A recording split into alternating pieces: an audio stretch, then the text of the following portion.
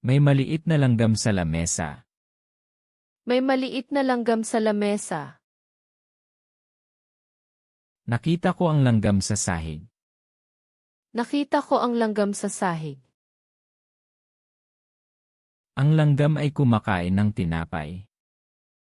Ang langgam ay kumakain ng tinapay. Maraming langgam ang nasa puno. Maraming langgam ang nasa puno. Bakit may langgam sa kusina? Bakit may langgam sa kusina? Ang paru-paro ay maganda. Ang paru-paro ay maganda.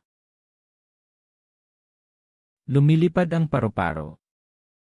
Lumilipad ang paru-paro. Nahuli ni Maria ang paru-paro. Nahuli ni Maria ang paru-paro. Kulay dilaw ang paru-paro. Kulay dilaw ang paru-paro. Nakita ko ang paru-paro sa hardin. Nakita ko ang paru-paro sa hardin. Ang bubuyog ay lumilipad sa bulaklak. Ang bubuyog ay lumilipad sa bulaklak.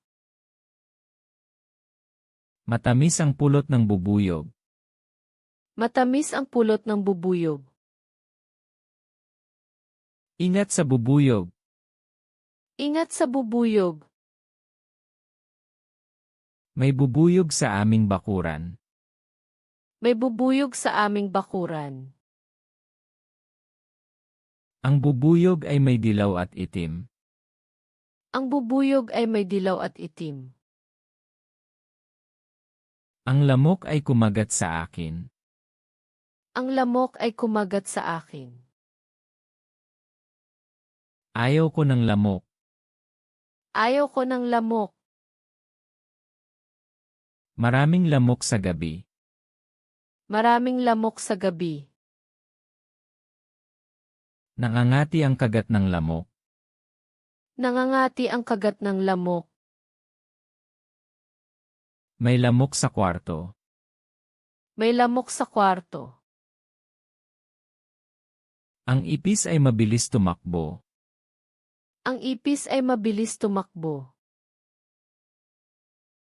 May ipis sa kusina. May ipis sa kusina. Natatakot ako sa ipis. Natatakot ako sa ipis.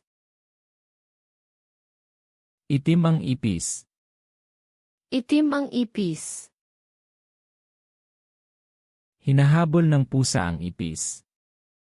Hinahabol ng pusa ang ipis. Nakita ko ang gagamba sa sulok. Nakita ko ang gagamba sa sulok. May gagamba sa aking bintana. May gagamba sa aking bintana. Ang gagamba ay gumagawa ng sapot. Ang gagamba ay gumagawa ng sapot. Takot ako sa gagamba. Takot ako sa gagamba. Maliit at itim ang gagamba. Maliit at itim ang gagamba. Ang insekto ay lumilipad. Ang insekto ay lumilipad. Maraming insekto sa hardin. Maraming insekto sa hardin. Ang insekto ay kumakain ng dahon. Ang insekto ay kumakain ng dahon. Huwag hawakan ng insekto. Huwag hawakan ang insekto. Iba't ibang kulay ang insekto. Iba't ibang kulay ang insekto. May kulisap sa sahig. May kulisap sa sahig. Ang kulisap ay mabilis. Ang kulisap ay mabilis.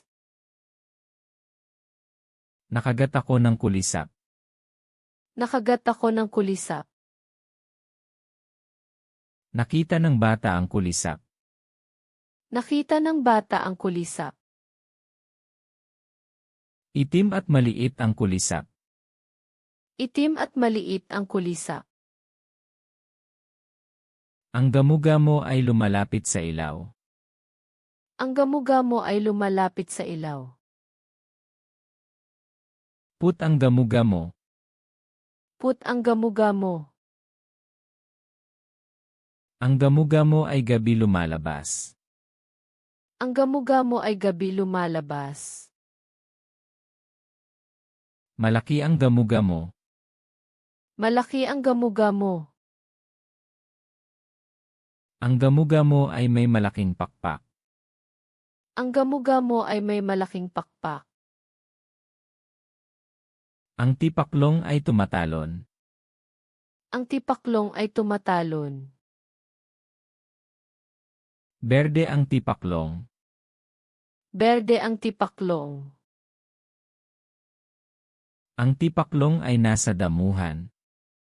Ang tipaklong ay nasa damuhan. Ang tipaklong ay kumakain ng damo.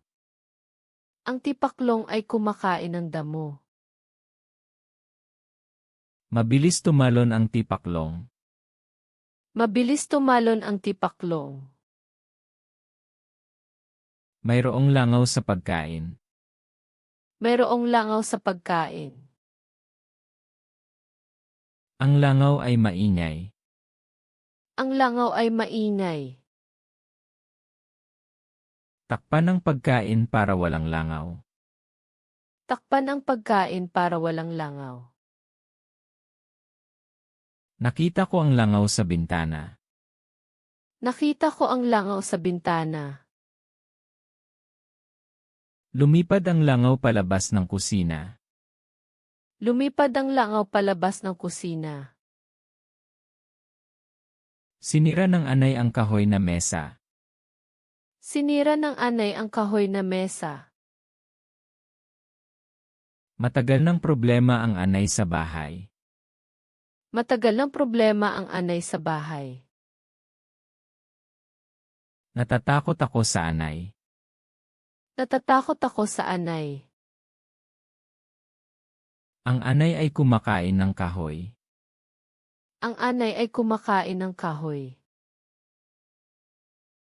Hanapin natin ang pugad ng anay.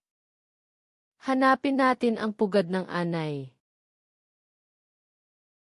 Maganda ang liwanag ng alitaptap. Maganda ang liwanag ng alitaptap. Nakita namin ang mga alitaptap sa gubat. Nakita namin ang mga alitaptap sa gubat. Parang maliit na bituin ang alitaptap. Parang maliit na bituin ang alitaptap. Lumilipad ang alitaptap sa gabi. Lumilipad ang alitaptap sa gabi. Ang alitaptap ay kulay dilaw. Ang alitaptap ay kulay dilaw. Ang uod ay kumakain ng dahon. Ang uod ay kumakain ng dahon. Malaki na ang uod na ito. Malaki na ang uod na ito. Nasa sanga ng puno ang uod. Nasa sanga ng puno ang uod. Magiging paru-paro ang uod. Magiging paru-paro ang uod. Bawal hawakan ang uod na yan. Bawal hawakan ang uod na iyan.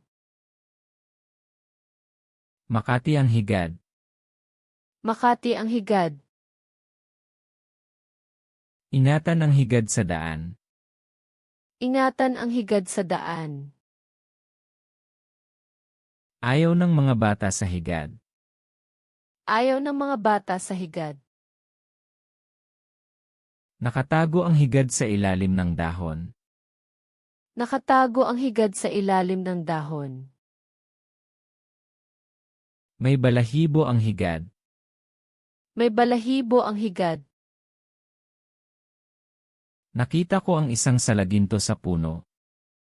Nakita ko ang isang salaginto sa puno. Ang salaginto ay makintab at maganda. Ang salaginto ay makintab at maganda. May maliit na salaginto sa dahon. May maliit na salaginto sa dahon. Ang salaginto ay isang uri ng insekto. Ang salaginto ay isang uri ng insekto. Gusto kong panoorin ang salaginto. Gusto kong panoorin ang salaginto. Baho ang basurahan dahil sa mga insekto. Baho ang basurahan dahil sa mga insekto. Baho ang patay na insekto. Baho ang patay na insekto. Ang bahay ng langgam ay baho. Ang bahay ng langgam ay baho. Baho ang bulok na prutas na may lamok. Baho ang bulok na prutas na may lamok. Ang kuliglig ay baho. Ang kuliglig ay baho. Makati ang kagat ng lamok. Makati ang kagat ng lamok.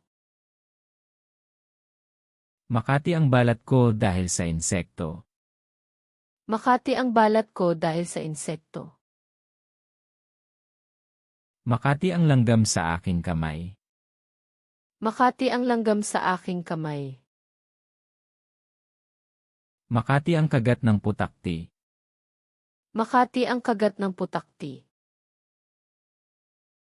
Makati ang aking likod dahil sa insekto. Makati ang aking likod dahil sa insekto. Maaari kagat ako ng langgam. Maaari kagat ako ng langgam. Huwag hayaang kagat ka ng insekto. Huwag hayaang kagat ka ng insekto. Ang aso ay gustong kagat ang paru-paro. Ang aso ay gustong kagat ang paru-paro. Ang ahas ay maaaring kagat ang gagamba. Ang ahas ay maaaring kagat ang gagamba. Ang lamok ay gustong kagat ako. Ang lamok ay gustong kagat ako. Ang paru-paro ay dumapo sa bulaklak. Ang paru-paro ay dumapo sa bulaklak. Ang ibon ay dumapo sa sanga malapit sa gagamba. Ang ibon ay dumapo sa sanga malapit sa gagamba. Ang bubuyog ay dumapo sa aking kamay. Ang bubuyog ay dumapo sa aking kamay. Ang tutubi ay dumapo sa tubig. Ang tutubi ay dumapo sa tubig. Ang insekto ay dumapo sa ilaw. Ang insekto ay dumapo sa ilaw.